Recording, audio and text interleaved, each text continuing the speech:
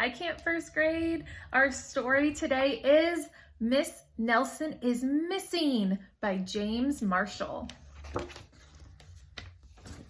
Miss Nelson is missing. The kids in room 207 were misbehaving again. Spitballs stuck to the ceiling. Paper planes whizzed through the air. They were the worst behaved class in the whole school. "Now settle down," said Miss Nelson in a sweet voice. But the class would not settle down. They whispered and giggled. They squirmed and made faces. They were even rude during story hour, and they always refused to do their lessons. "Something will have to be done," said Miss Nelson. The next morning, Miss Nelson did not come to school. "Wow," yelled the kids, "we can really act up." They began to make more spitballs and paper planes.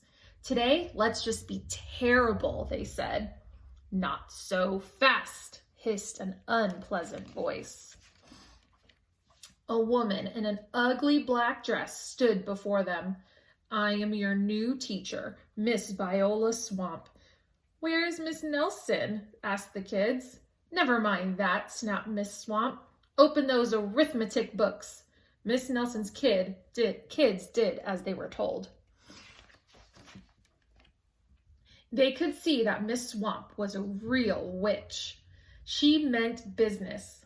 Right away, she put them to work, and she loaded them down with homework. "We'll have no story hour today," said Miss Swamp.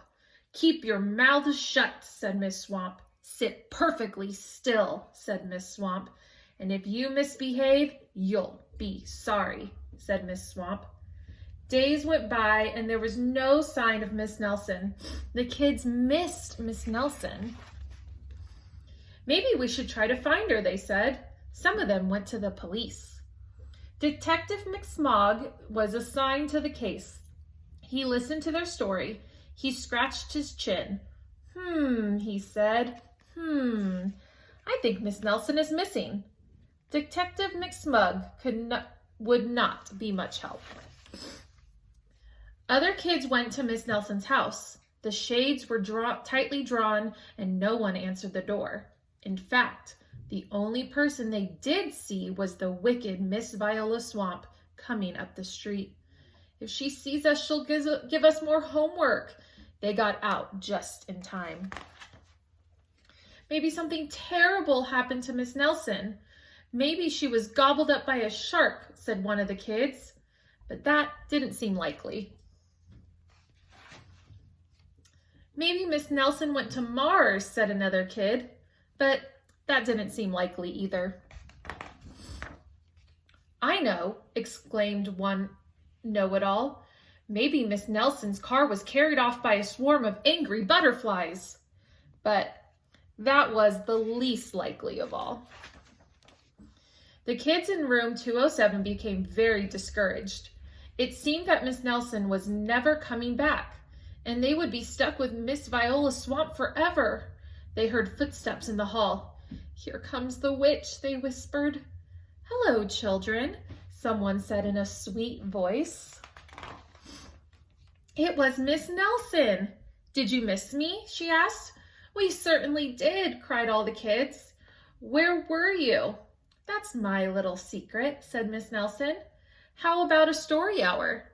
"Oh, yes," cried the kids. Miss Nelson noticed that during story hour, no one was rude or silly. "What brought about this lovely change?" she asked. "That's our little secret," said the kids. Back home, Miss Nelson took off her coat and hung it in the closet, right next to an ugly black dress. When it was time for bed, she sang a little song. "I'll never tell," she said to herself with a smile. P.S. Detective McSmog is working on a new case. Now he is looking for Miss Viola Swamp. The end. I hope you enjoyed. See you tomorrow.